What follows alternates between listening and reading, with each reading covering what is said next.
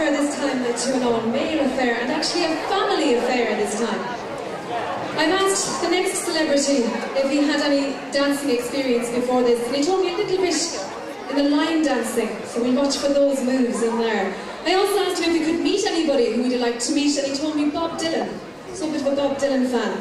I could only describe him as having many, many careers, many jobs. He's a taxi man, a psychologist, a sports commentator, and a part-time publican. He's going to be accompanied here by his sons, Liam and Tommy, all from Drumsnags, Mr. Liam Taylor.